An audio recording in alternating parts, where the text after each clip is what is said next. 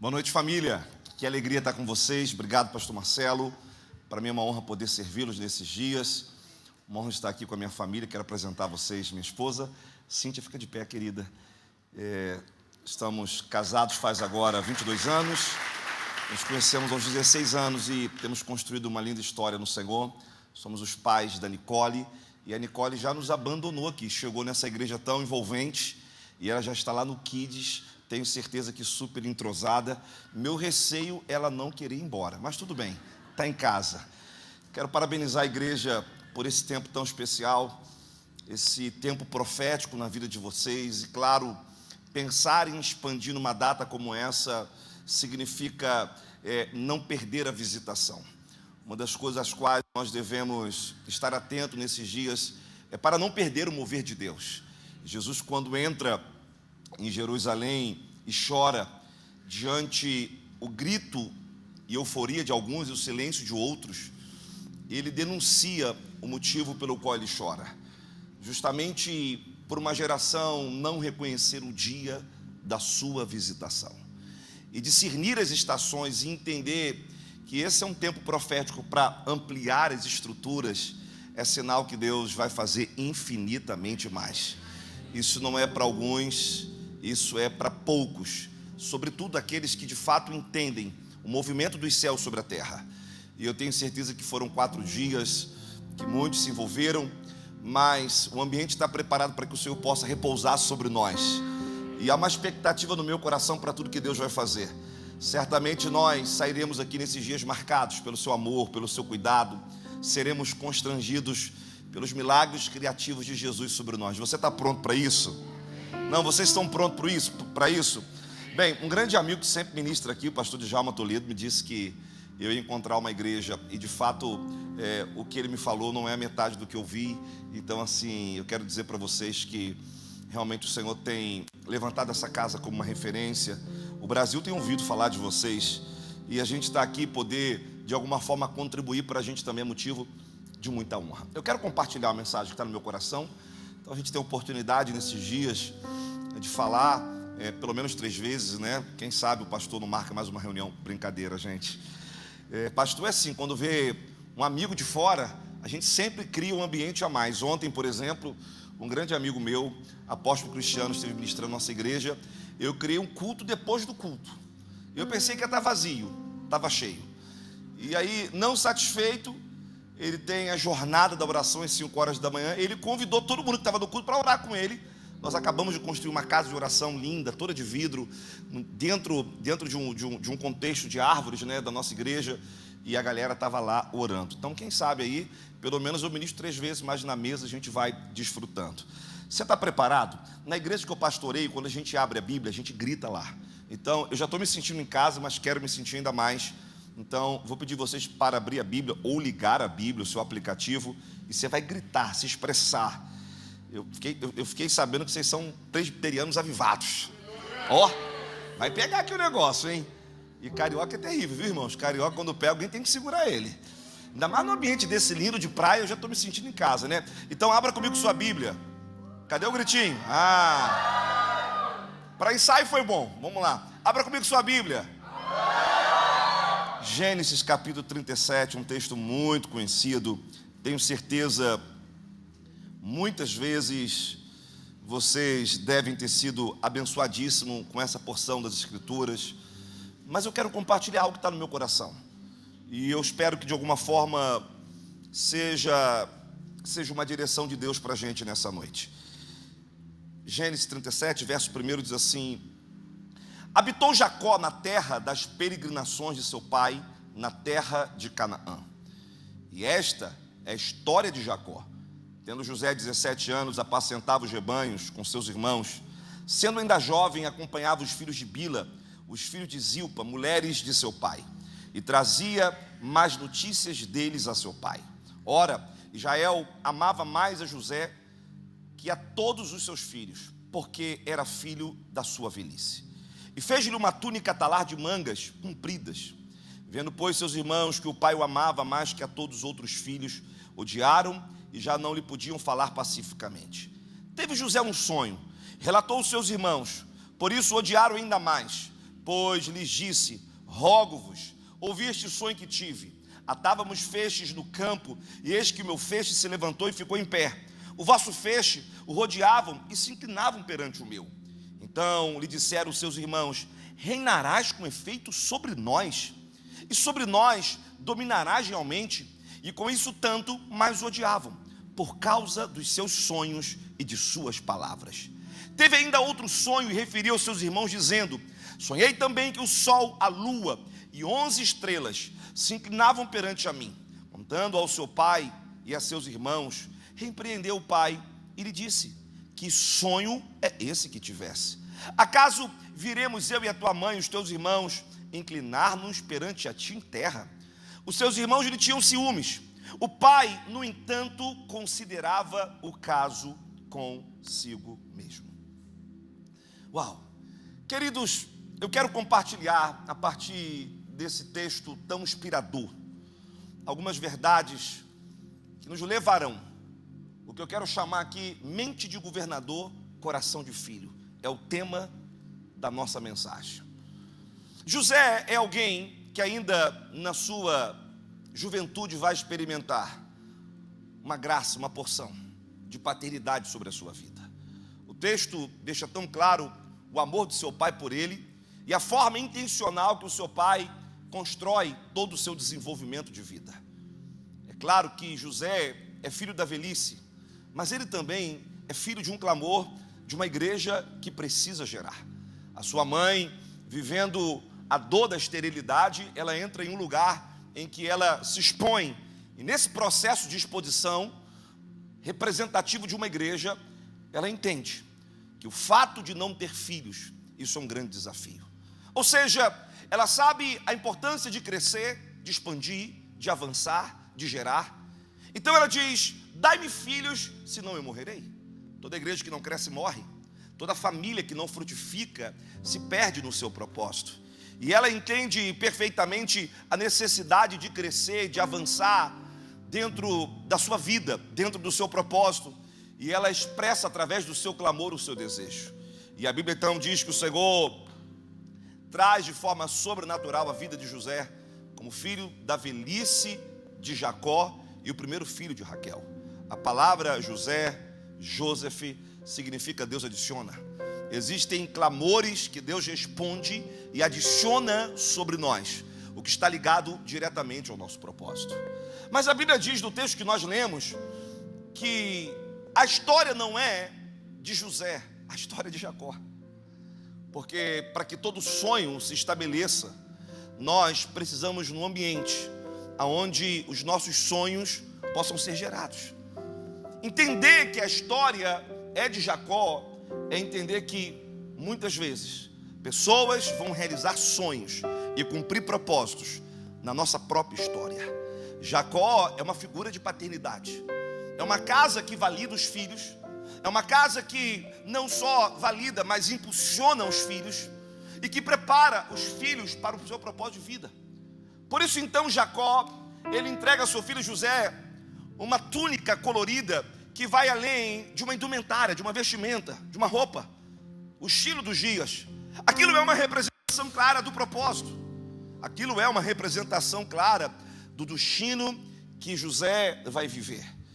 E aos 17 anos, uma idade que representa início de uma transição, sair da fase do adolescente, entrar na fase da maturidade, ele começa a experimentar, ele começa a vivenciar ali revelações do coração de Deus para a sua vida. Ele começa a desfrutar do sobrenatural. E de uma forma muito clara, Deus começa a falar com José a partir de sonhos. Sonhos são linguagens espirituais e Deus fala através dos sonhos. E agora José começa a ter uma dimensão do que vai acontecer na sua vida. Ele está numa casa de paternidade, sonhando sobre a história de um pai, sendo validado e emancipado em todo o tempo. E agora então ele começa a experimentar dessa revelação. José então, pelo menos no sonho que nós temos conhecimento, acredito eu que não deveria ser o primeiro sonho, mas o sonho que a Bíblia diz que ele compartilha com seus irmãos, ele se vê no centro.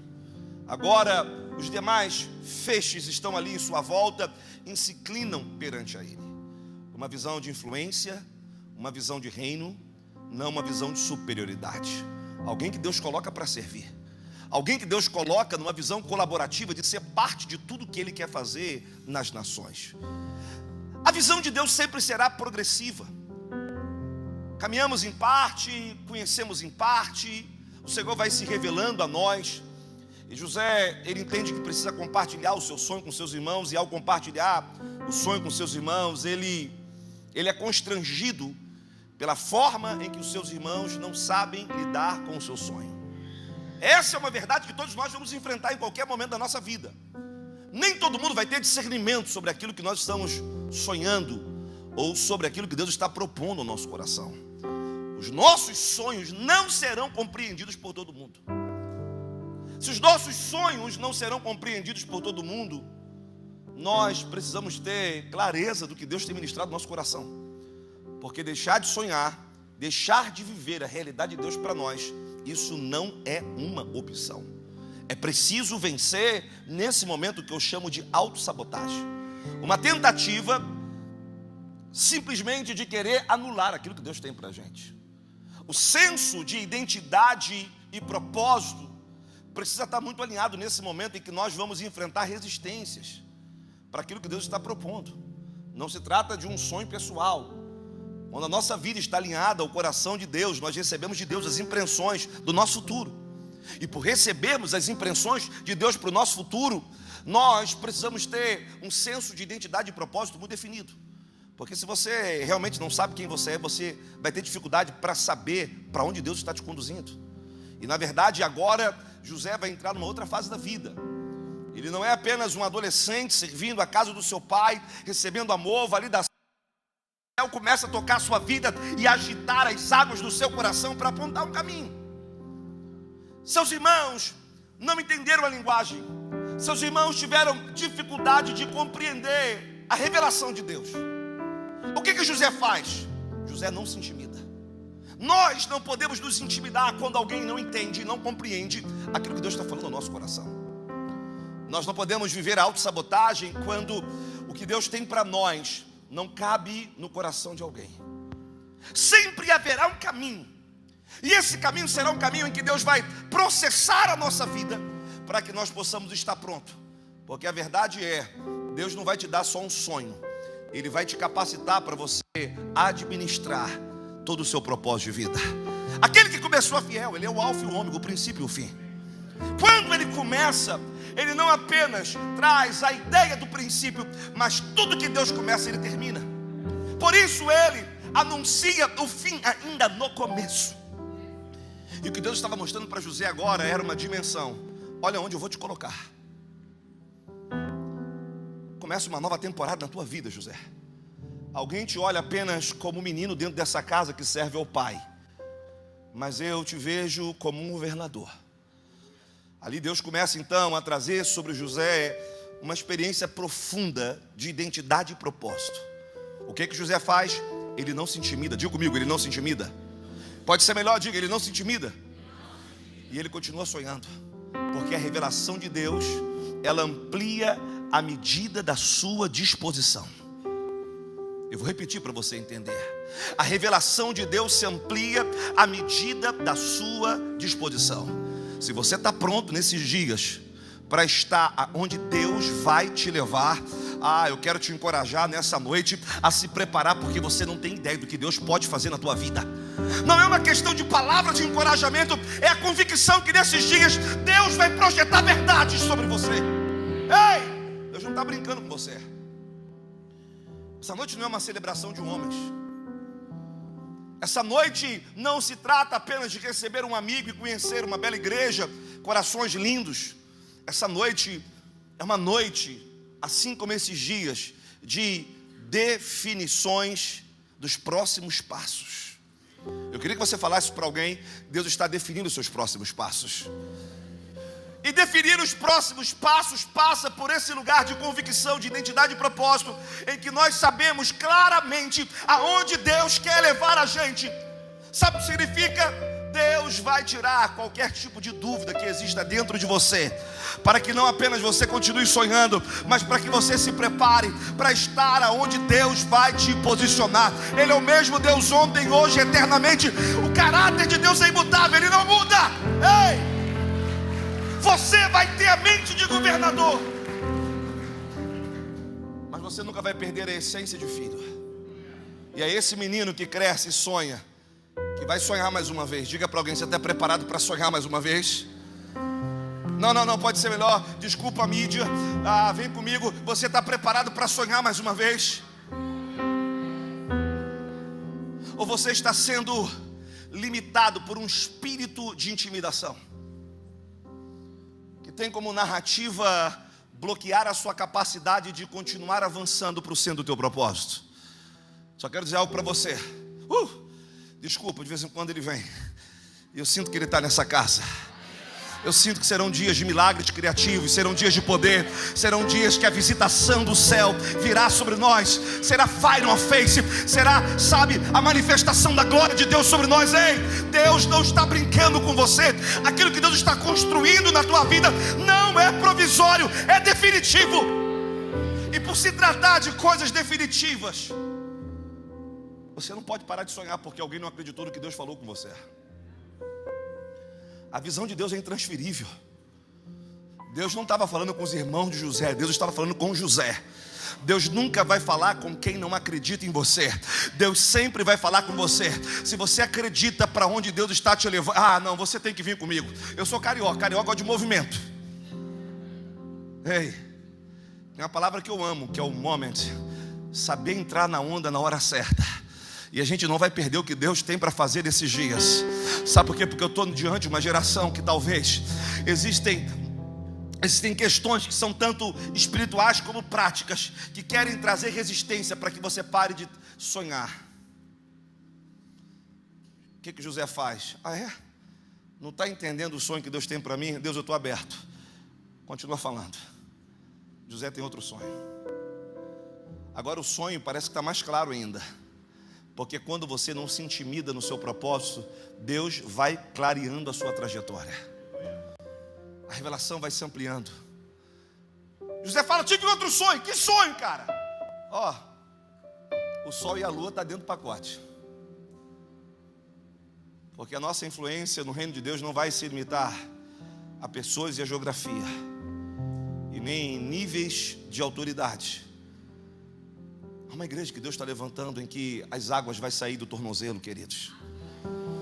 Há uma igreja que Deus está levantando, que a sua influência, a sua capacidade de tocar a cultura, de tocar as esferas, não importa se você é imigrante, não importa se você tem dupla nacionalidade, não importa se você é latino, não importa, qual é a sua origem, no contexto geográfico.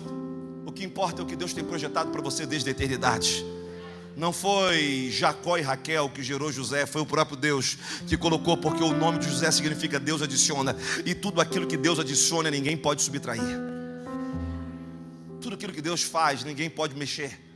Qual foi o sonho? Agora as estrelas, ou melhor, o sol e a lua, e não só as estrelas, estão no pacote. E José é aquele menino assim, que está com tudo, autoestima lá em cima. Ele está pronto para apanhar, está pronto para lidar com qualquer circunstância. Ele fala: ei, tive outro sonho. Falar para pessoas que não acreditam na gente, que Deus continua falando com a gente, é ter convicção do que Deus falou. Contar sonhos para quem não acredita, contar projetos para quem não entende, é ter convicção do que Deus falou. Eu venho de uma família que viveu transições na vida. Papai foi alguém que experimentou a dor da orfandade por ser abandonado pelo seu pai aos 7 anos de idade. Meu avô era médico, rico, próspero. E papai, dos 7 anos em diante, teve uma vida muito complexa. Ele entra num pau de arara, sai da sua cidade de origem, vai para o Rio de Janeiro, mora na rua, até os 14 anos. Vai trabalhar no bonde, tem dificuldade. Papai não era cristão até se converter a partir da minha conversão. Mas papai sempre me ensinou uma coisa: nunca pare de sonhar. Os sonhos te mantêm vivo. E papai, que viveu na rua como alguém em situação de rua, papai consegue, através da escola do exército, se formar em professor de educação física. não só professor, papai vai ser coordenador de universidade, vira um empresário. A vida da gente é de altos e baixos, e papai supera tudo isso. Mas algo interessante é que papai validou a gente para viver os sonhos de Deus, independente das circunstâncias. Nunca se intimidar diante a dificuldade que as pessoas têm de acreditar no que Deus falou com a gente. Parece que José é alguém que foi forjado dentro da mesma percepção. Não se intimide. E ao contar os sonhos para o seu irmão, até agora o seu pai lhe questiona dizendo: José, que sonho é esse? Mas de repente o seu pai entrou num processo de reflexão e se silenciou. Os seus irmãos já não podiam falar com ele pacificamente. Não se tratava de um sonho qualquer, se tratava de um sonho no coração de Deus. Nessa noite eu estou aqui para dizer para vocês que Deus vai levá-los ao novo nível. E que esse novo nível passa por alguns processos, que talvez alguns estejam passando, outros estão no final deles, outros vão começar. Mas todos os processos de Deus te aperfeiçoam para o teu propósito. E no dia seguinte, depois que José tem esse sonho, conta aos seus irmãos e ao seu pai, a Bíblia diz que José está no mesmo lugar. E sabe o que isso me impressiona? É que o fato da gente ter uma casa para sonhar e começarmos a manifestar um sonho, nós precisamos dessa mesma casa que nos permitiu sonhar no dia seguinte. Deixa eu traduzir para você, ou melhor, trazer uma visão mais prática do que a gente está conversando. José podia, no dia seguinte, que teve um sonho do coração de Deus, que trazia a dimensão do teu propósito, ele podia simplesmente abandonar as coisas simples do seu dia a dia. Mas ao invés de abandonar as coisas simples do dia a dia, o que José faz? No dia seguinte, José é o mesmo filho de Jacó. Os sonhos, independente da grandeza que eles revelam sobre nós, nunca podem mudar o teu caráter. E nunca podem mudar a tua condição de filho. Não é porque você tem uma palavra que tudo mudou. Não é porque Deus começou a fazer algo grande na tua vida que você começou a perder a referência do começo ou dos pequenos começos. No dia seguinte, depois que José compartilha a revelação de um sonho grandioso, o seu pai lhe manda no campo fazer o que ele sempre fazia, trazer a notícia dos seus irmãos. Parece algo tão comum para quem Deus está projetando coisas grandes, mas se na estação, na temporada em que Deus está forjando você, só porque você tem uma visão, um sonho, uma promessa, você já se perde, você está comprometendo o seu futuro. Quantas vezes Deus falou comigo que caminharíamos nas nações? Quantas vezes Deus falou conosco que nós iríamos influenciar esferas específicas como educação? Mas os meus olhos nunca se perderam dos pequenos começos. Os nossos olhos não podem se perder diante as grandezas de Deus sobre nós. No dia seguinte, onde é que José estava? No mesmo lugar, a mesma pessoa.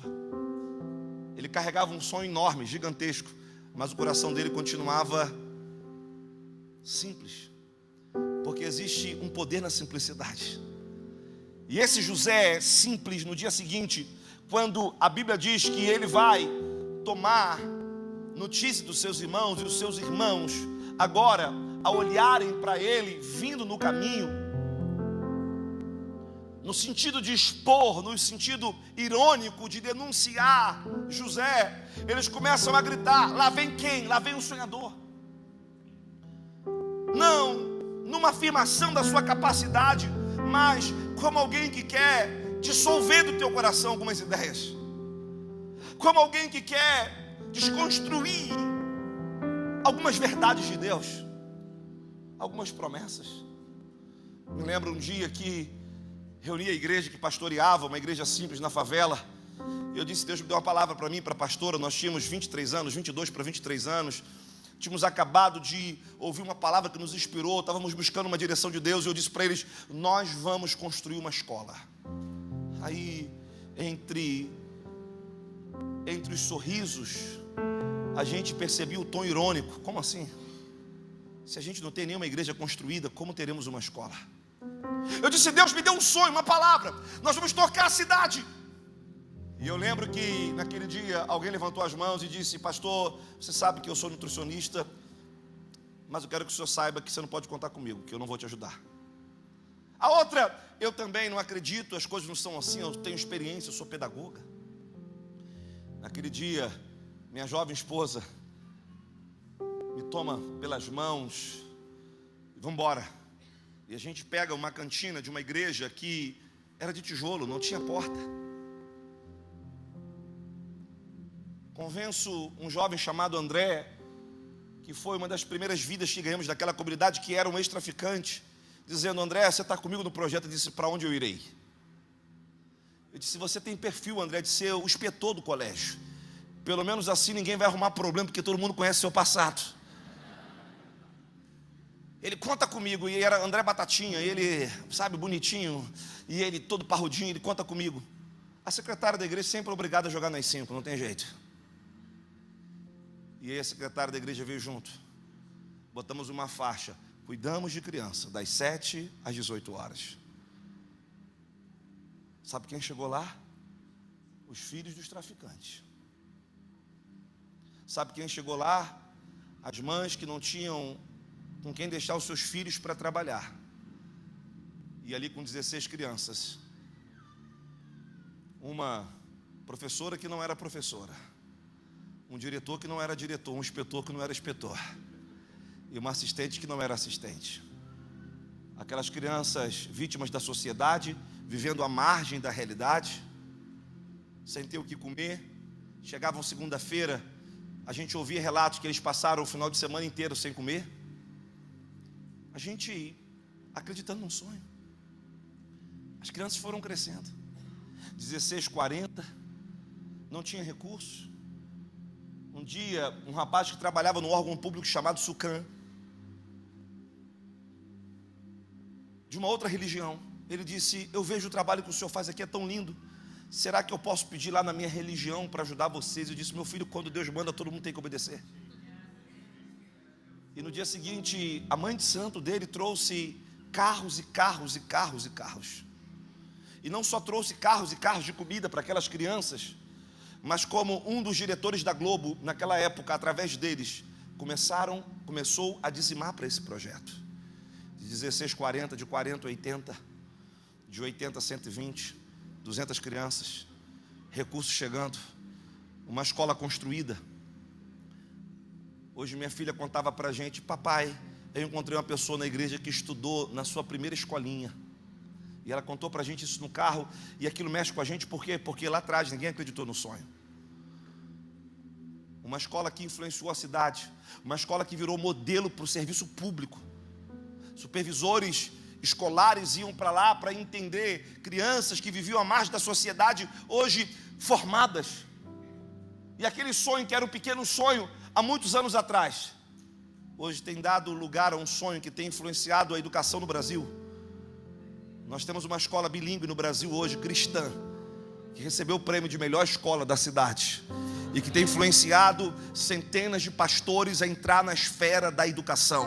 O que eu quero dizer para você: não despreze o sonho que Deus colocou dentro de você. Esses dias são dias, diz o Senhor, Rabacaia, o Senhor está lhe dizendo, são dias de visitar os sonhos antigos. Esses dias são dias de permitir que o Espírito de Deus... Não acho que você não está comigo no mesmo ambiente que eu estou. O ambiente que eu estou nessa noite é um ambiente que Deus vai trazer de volta sonhos que você abriu mão. Talvez você se intimidou diante das dificuldades, e agora José, ele está andando, os seus irmãos estão do outro lado, e ele começa a ouvir de forma irônica: lá vem o sonhador, lancemos numa cova e veremos o que será dos seus sonhos. Covas e provações não podem roubar nossa capacidade de sonhar. Limites e dificuldades não podem nos impedir. Querido, José está vindo, seus irmãos estavam sentados numa mesa, tramam contra ele, conhecemos o plano. Agora José injustamente é lançado numa cisterna vazia. Eu quero chamar esse momento da mensagem de processos. E existem processos que são inevitáveis na nossa vida. Se você aborta um processo, você aborta um propósito. Vou repetir. Se você aborta um processo, você está abortando um propósito. São temporadas. Processos são como temporadas que nos esticam. E José está na sua primeira temporada. Sabe qual é a primeira temporada que a gente vive? Todo mundo vai viver. E se você não viveu, seja bem-vindo, vai viver. Tem uma temporada que se chama rejeição. Alguém vai rejeitar você, alguém vai rejeitar as tuas ideias, alguém vai rejeitar a tua visão, alguém vai rejeitar os teus sonhos. Para 20 anos ser estabelecido, alguém rejeitou. E você sabe qual é o mais difícil? É que os nossos sonhos e projetos são destinados também para aqueles que nos rejeitam. Não, você não entendeu o que eu disse. Eu disse que alguém que não entendeu o que Deus está fazendo com você agora vai precisar daquilo que você representa lá na frente. Não, você não está entendendo o que eu disse. Eu quero dizer para você que, sabe, alguém despreza os pequenos começos, alguém despreza a ideia, alguém despreza o teu coração, alguém despreza os teus dons, alguém despreza a tua capacidade, mas lá na frente alguém precisa do que você carrega. Fala para alguém, fica bem comigo hoje. Fala para alguém, fica bem comigo hoje, porque você não sabe o que Deus vai fazer amanhã. Ei! Aonde os irmãos de José estão colocando José? Em um lugar para anular a sua capacidade de crescer. Em um lugar para anular a sua capacidade de sonhar. A rejeição é isso. É desconstruir dentro de você a certeza que você pode continuar avançando. Pegaram o que José tinha de maior simbolismo, a sua túnica. Porque as pessoas querem, de alguma forma, tirar da gente aquilo que gera convicção. É o contato que temos com aquilo que revela o nosso propósito. Pegaram a túnica de José, o que fizeram? Rasgaram. Mas deixa eu te dizer uma coisa, podem rasgar túnica, mas não podem rasgar sonhos. Podem levar projetos, podem levar ideias, podem te combater de todas as formas, mas convicção é aquilo que não sofre variação. Deus não sente, Deus Ele faz. Por isso o que eu falo no ambiente profético, as pessoas dizem, eu estou sentindo de Deus. Profetas não sentem, profetas sabem. Sentir é sensorial, é sentimento. Isso é relativo, é perceptivo. Não, o que Deus faz não muda.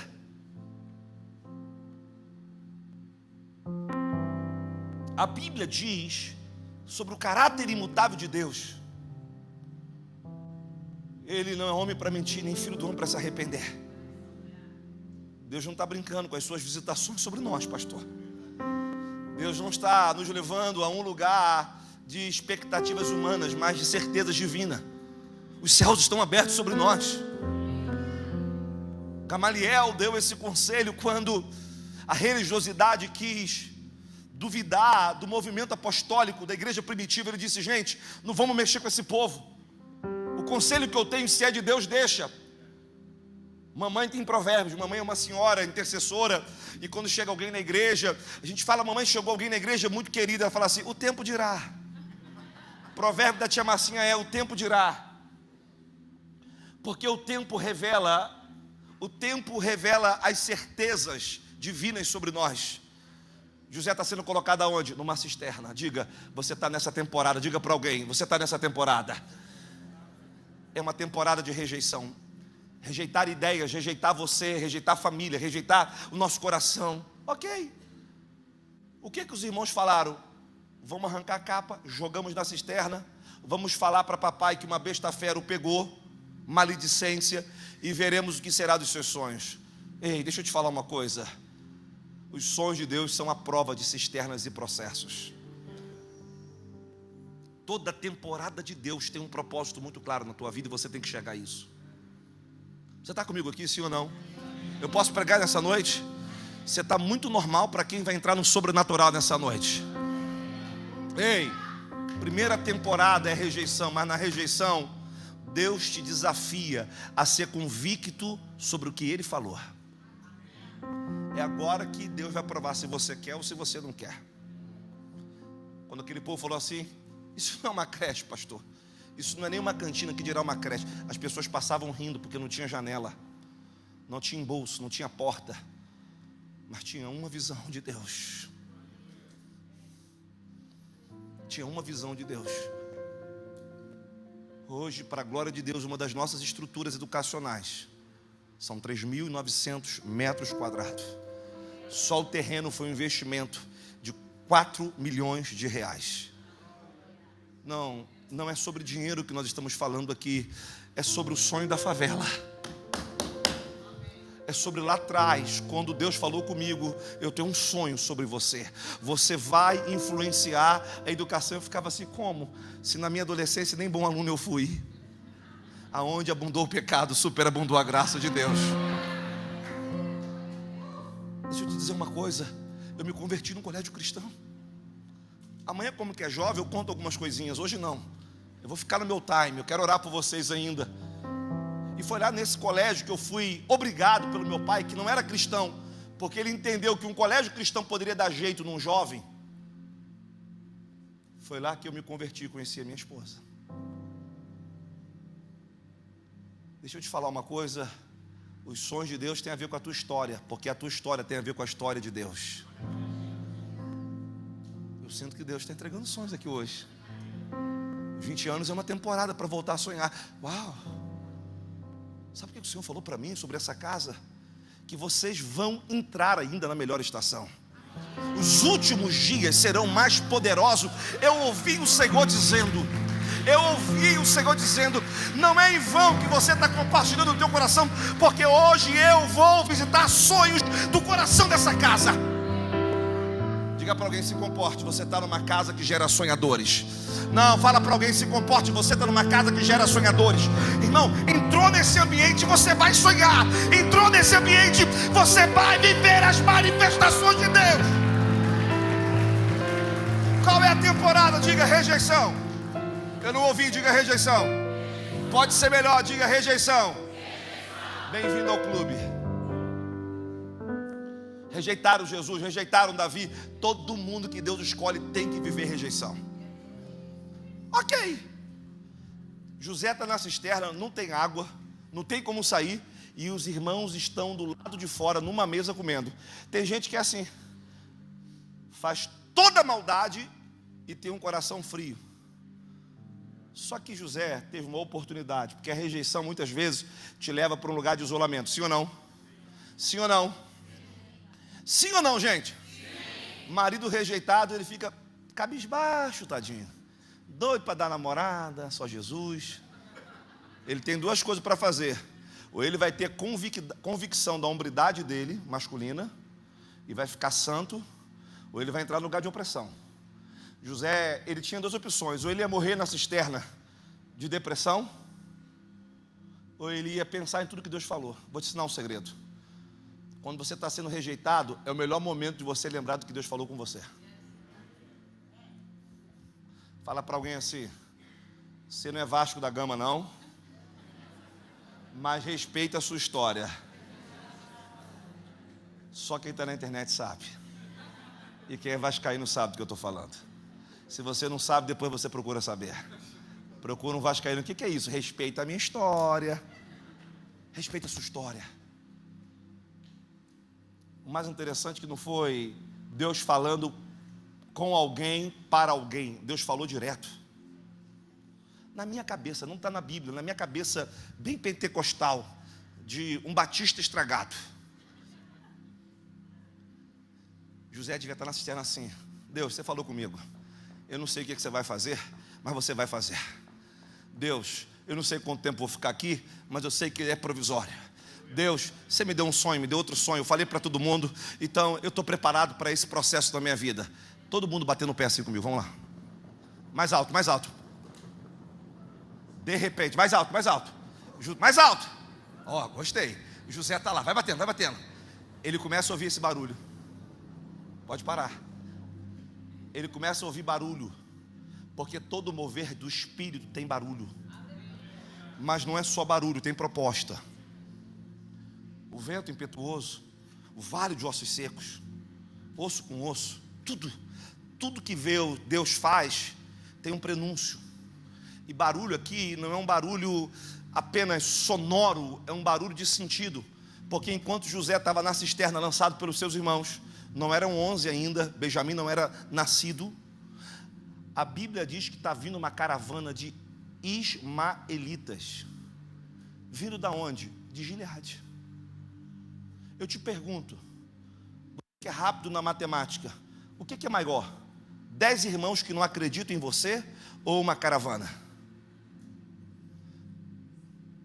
Vamos lá. Para ser uma caravana tem que ser mais de 120 pessoas segundo a cultura. Então eu quero te dizer algo. Se tem 10 pessoas para te colocar na cisterna, Deus tem muito mais para te levar ao teu propósito. Sempre haverá mais pessoas para te conduzir ao teu destino do que pessoas para limitar o teu propósito. Quando a caravana vem vindo, era tipo assim, a cisterna virou balcão de check-in de aeroporto, o ambiente de desprezo virou ambiente de oportunidade. Os irmãos de José têm a ideia de vendê-lo para o Egito, quando na verdade estavam comprando a passagem dele para o propósito. Então, até a tentativa de lhe fazer mal gera a direção de Deus na tua vida. Quando alguém falou para mim, essa creche não vai chegar a lugar nenhum, eu falei, agora vai engolir essa profecia do diabo. Quando alguém falou para mim, eu não acredito no teu sonho, eu falei, Deus, você falou comigo. Ei, isso é catalisador. Liderança catalisadora são lideranças que crescem em momentos difíceis. São projetos que passam a existir no meio da dor. É no meio do furacão que muitas coisas acontecem na nossa vida. De repente, a caravana vai chegando. A proposta é a seguinte: esse relógio não é convertido, gente. Vou ter que dividir a mensagem em duas partes. Uma para agora e outra para agora. E aí, vocês me dão mais 10 minutos? Eu vou seguir o teu pastor. Fica tranquilo que eu não vou na onda da igreja. Vou acabar no horário, pastor. Quando José é arrancado para ser vendido pelo Egito, para ser levado por uma caravana, se a caravana estava vindo de Gileade, o que tem em Gileade? Tem bálsamo. Por quê? Porque Deus não promove pessoas ofendidas. Você nunca vai chegar no teu destino ofendido, ferido, machucado. O que mais tinha nessa caravana? Tinha mirra. Porque você nunca vai para o teu destino sem receber uma graça, uma capacitação. O que mais tinha nessa caravana? Tinha os mais distintos perfumes, especiarias. Um novo perfume, uma nova unção. E curado para chegar no Egito. Você não vai chegar onde você tem que chegar de qualquer maneira. Ele chega no Egito, foi colocado no mercado de escravos. Logo, imediatamente colocaram os olhos sobre ele. O que parecia estranho, na verdade, se encaixava com o plano de Deus. Porque às vezes você não está entendendo o movimento de Deus na tua vida. E por não entender o movimento de Deus, você está igual a minha esposa quando me conheceu. Olhou para mim e falou assim: você que é o rapazinho bonito do colégio, tu é feio. Eu falei: vem comigo que você vai ver onde que Deus vai te colocar. 16 anos, ela era atriz. Conheci ela pelo Jornal Globo, uma matéria dela ali. Eu falei: rapaz, da minha escola essa menina, vou namorar. Entrei na fila, a fila estava grande. Falei para o meu colega: me apresenta. Ele: rapaz, está todo mundo querendo conhecer ela. Eu falei: me apresenta. Sempre tem um amigo que apresenta. No fundo ele queria ficar com ela, mas não tinha coragem. Eu já tinha coragem. E quando ela me conheceu, ela falou assim: você é feio, você é escroto. Eu falei: é essa que eu quero. Pega a chave aqui, meninos. Menina boa é aquela difícil, dificílima. Falou para mim: nem pensar. Pensa que eu não era nem crente ainda. Eu tive que fazer corte sem saber o que era corte. 6 meses sem dar um beijinho. Mas quando beijei também, ela lembra até hoje. Foi forte o negócio. Eu falei: vem comigo, Brasil. Mas botou no coração dela: ó, aqui é santidade. Se convertemos, construímos uma história. Por quê? Sei lá por que eu falei isso. Mas Deus sabe por que eu estou falando isso. Alguém precisava ouvir esse pacote aqui, hein? Alguém precisava ouvir esse brinquedinho, hein? Ó, alguém está batendo até palma. Pode bater palma direitinho, gente. Então eu estou chegando no momento em que José está no Egito. E ele está no mercado ali, e no momento que ele está no mercado de peixe, ou melhor, de peixe não, peixe foi o que eu comi hoje, mercado de escravos. E quando ele está no mercado de escravos, eu comi um negócio aqui diferenciado, uma sopa daquela ali, rapaz, vocês aqui estão bem amparados. E aí José, ele é colocado como mercadoria, e ele é vendido. Para onde que ele vai? Para a casa de Potifar. Tem uma coisa na sua vida que você vai ter que entender: a grandeza das pequenas oportunidades. Todo mundo quer viver algo grande a partir de algo grande, mas tudo que começa grande não tem capacidade de sustentar grande, mas tudo que começa pequeno tem a essência para permanecer grande. É quase uma filosofia isso. Se você não entendeu, volta a fita e você vai ver em casa. O que eu quero dizer para você é que aquela era a oportunidade de José. Quanto que vai ganhar? Nada. Vai para onde? Vai para um ambiente que ele vai ter capacidade de revelar o que ele carrega. As oportunidades da vida sempre é um ambiente para revelar o que você carrega. Então, a gente não abre mão de oportunidades. Você nunca sabe o que Deus vai fazer com uma oportunidade na tua vida. Você está comigo aqui, sim ou não? Seja em qualquer ambiente. A Bíblia diz que a mão de Deus era com José, e tudo que ele fazia na casa de Potifar dava o quê? Certo. A única coisa que ele não podia tocar em quem? Na mulher dele. Só que na temporada da rejeição, você gera convicção. Só que na temporada das oportunidades, você revela valores. Eu vou repetir para você entender. Se na temporada da rejeição você revela o quê? Da rejeição você revela convicção. Na temporada das oportunidades você revela o quê? Caráter, valores. Diga comigo, valores. Por quê? Porque era ali que ele estava revelando quem ele era. Você quer saber quem é alguém? Dá uma oportunidade para ele. Meu pastor falava para mim assim: é uma saudação em 2 minutos. Aí eu falava para ele, sabe o que ele falava para mim? Não posso te dar a oportunidade, você não é de confiança. Você está entendendo o que Deus está falando aqui? As oportunidades vão revelar valores que você carrega.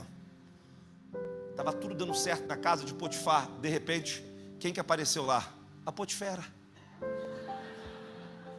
Vai ter sempre uma Potifera para aparecer na nossa vida, meu irmão. E pensa que a bicha era tratada no leite de cabra.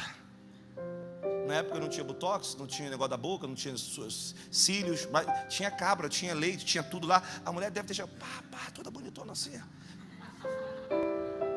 Teve um dia que eu estava no avião, sentou uma Potifera do meu lado no avião.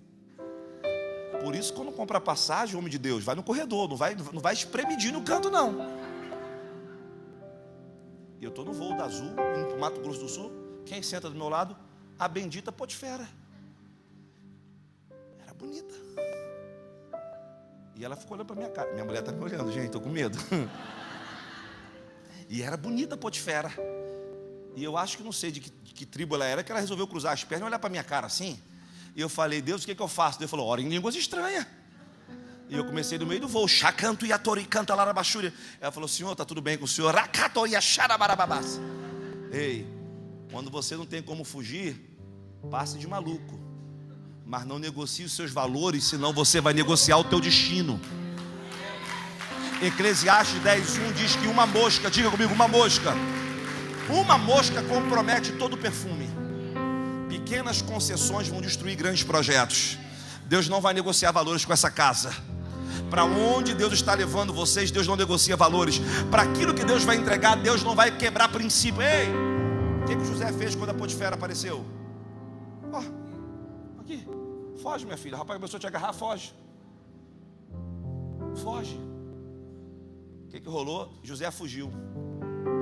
Toda oportunidade você vai revelar não só o que você crê no sentido de convicção, mas também o que você crê no sentido de valores.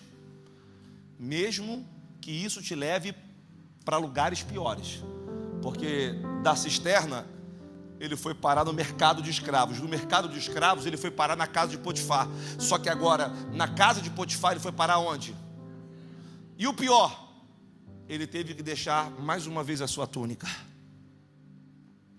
Lembra que os irmãos já pegaram a túnica a primeira vez? O que Jesus disse? Se te pedirem a túnica, entregue a capa. Se você caminhou uma légua, caminha a segunda légua. Deus não negocia com a gente. Deus não vai brincar com o nosso projeto de vida.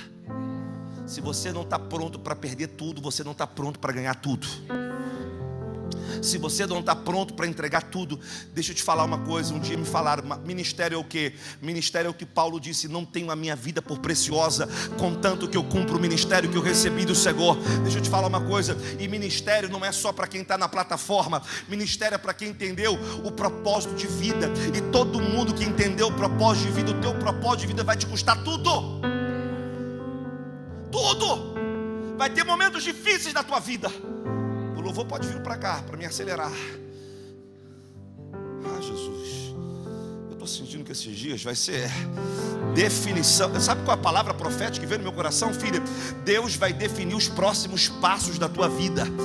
É como que Deus estivesse trazendo um mapa muito claro e instruções muito claras para onde Ele vai levar vocês. Não, alguém tem que reagir aqui nessa noite. Alguém tem que entender que Deus não está brincando com você. Ok, José está onde? No cárcere. Que temporada é essa? Temporada da humilhação. Se tem a temporada da rejeição, das oportunidades, tem a da humilhação. E existe um nível de humilhação que a gente vive sem merecer. Mas a Bíblia diz: humilhai-vos debaixo da potente mão do Senhor. Queridos, tudo que é humilhado cresce. Tudo que é humilhado cresce. José está lá humilhado, José está lá vivendo suas crises. E o que ele vai fazer no cárcere? Ele vai fazer o que ele tem de melhor. Não é o ambiente que faz você, você que faz o ambiente. Às vezes a gente fica escolhendo o lugar, às vezes a gente fica escolhendo as pessoas. Não. Ei,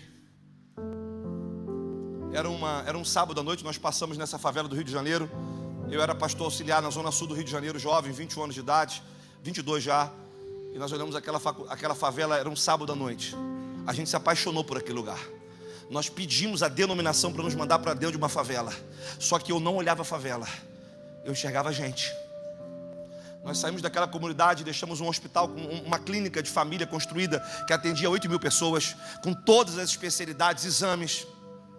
Deixamos uma escola construída, centro de recuperação. Passamos pela vida das pessoas, porque se você passa pela vida das pessoas, elas não mudam. Quem tem que mudar é você. Louvor para ficar tranquilo, pode ir no vento. Qual música agora? Qual música que vai encaixar com a mensagem? Qual é a música? Posso trazer uma instrução para vocês? Como é que a gente faz para alinhar? Cara, eu ouvi Deus, entender não uma música que tem a letra da mensagem, mas uma música que carrega a porção de Deus sobre a igreja. Acabou. A gente entra junto. E se não encaixar, a gente entra em outra música na mesma melodia. A gente vai batendo até que o céu rompe. Um dia eu estava dando workshop para louvor, falaram assim: cara, você é músico? Eu falei assim: eu não sou músico, não entendo de música, mas eu entendo de céu. Vai embora, vocês carregam algo, eu vi isso. Sejam vocês. Eu tô facinho hoje. Assim, eu tô facinho. Ei, José está em qual temporada, gente? Sabe o que acontece na temporada de humilhação? Quem tem que lembrar de você se esquece de você. Você dá o teu melhor, você faz tudo e você fica esquecido. Essa é a pior coisa que tem. Só que na verdade não é as pessoas que te esqueceram, é Deus que está fazendo a tua barba crescer.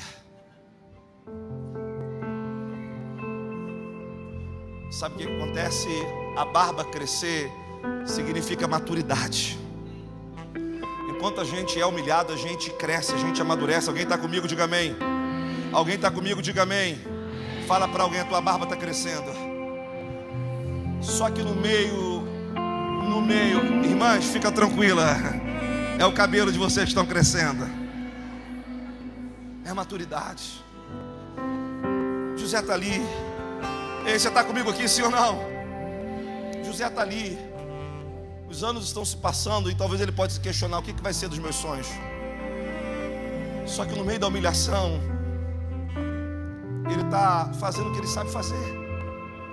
E o que ele sabe fazer? Qual é a linguagem dele? A linguagem dele é sonho. Ele vai interpretar sonho para porteiro, para padeiro, para copeiro. Ele vai ali ser ele. Só que tem uma hora que Deus faz, cara. Tem uma hora que... Deixa eu te falar uma coisa aqui. Toda humilhação tem prazo de limite. Hoje é muito fácil olhar para a gente, ver uma escola linda, ver um ministério lindo no Brasil, pregando em conferências no Brasil, fora do Brasil, igrejas americanas, a gente se relacionando com pessoas que a gente não merecia. Mas deixa eu te falar uma coisa aqui. Quando a gente abriu mão da nossa carreira profissional, a gente dividiu água fervendo. E ela falava, eu quero comer frutos do mar. Eu falei, amor, só tem caldo quinó de camarão. Botava cebolinha na água fervendo, caldo quinó. Meu pai empresário me ligava e falava assim, tá tudo bem. Eu falava, tá tudo bem, tá tudo bem.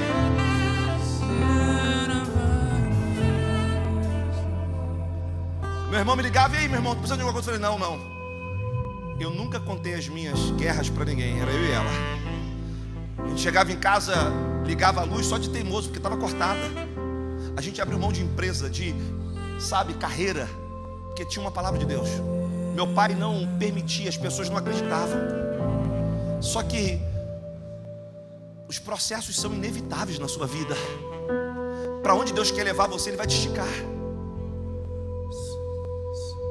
Você nunca vai ter compaixão por alguém que está numa condição a qual você não viveu. Você nunca vai entender a dor do outro se você não passar por ela. Ei, a gente conhece o enredo e sabe o que acontece. Essa temporada, ela é importante na tua vida, porque você vai governar em qualquer ambiente. Você não precisa de uma cadeira para governar. Eu sei que é fácil para vocês terem carro aqui, ou pelo menos é fácil para quase todo mundo. No Brasil, carros são caros. Você pergunta à minha filha qual foi o melhor carro que a gente teve, ela não viu esse carro. Mas o melhor carro que a gente teve foi um golzinho quadrado vermelho, todo batido, 1000, de um defunto, que a mulher não sabia o que fazer, vendeu pra gente por R$900. Eu já tive BMW, já tive todos os carros de todos os tipos que você possa imaginar. Mas o carro mais impactante na nossa vida era aquele golzinho quadrado, que muitas vezes ela, saião, sapato, acabava o combustível, ela falava assim,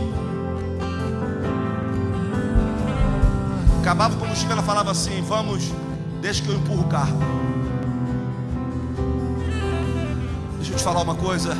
Você pode estar na pior fase da tua vida, mas Deus está forjando algo dentro de você. Mente de governador, coração de filho. Se você não passar por aquilo que precisa passar, você não vai entender onde Deus quer te levar. O que diz a Bíblia? A Bíblia diz, escute, a Bíblia diz, bem rapidamente, que José era a chave da revelação do sonho de Faraó. Mandaram chamar José. E quando mandaram chamar José, José teve discernimento do sonho, sim ou não? Sim ou não, gente? Teve. Por quê? Porque você só vai ter revelação daquilo que você experimentou. E foram 13 anos experimentando o processo na vida dele para ele ter a mente de governador. Ele administrou em todos os ambientes. Uma palavra que se usa muito, inteligência emocional. Só que José teve mais do que inteligência emocional. Ele teve uma coisa chamada autonomia emocional. Inteligência é você administrar. Autonomia é você sequer sentir que o ambiente ele consome você. Ele deu certo aonde ele foi plantado. Você está comigo aqui? Eu quero te convidar a se colocar de pé. Eu quero finalizar essa mensagem antes de eu orar, mas eu quero concluir ela. Não, eu quero fazer melhor aqui nessa noite. Eu sinto no meu coração de fazer algo melhor aqui nessa noite. Eu vou concluir essa mensagem, mas eu sinto, é como Deus quisesse validar sonhos nessa noite. Eu vejo isso no meu espírito. E é como que Deus quisesse visitar sonhos antigos. e ao mesmo tempo é como Deus estivesse forjando você. Eu quero convidar você nessa noite, que quer viver sonhos e propósitos de Deus, a sair do seu lugar, vir aqui na frente, rapidamente. Seja a cultura dessa igreja ou não, essa é a cultura do coração de Deus para você. Eu quero que você venha aqui no altar, venha aqui no altar. Vamos adorar um pouco e eu vou concluir a mensagem, orar por eles. Vem, vem, vem. Queremos mais da tua glória, queremos a tua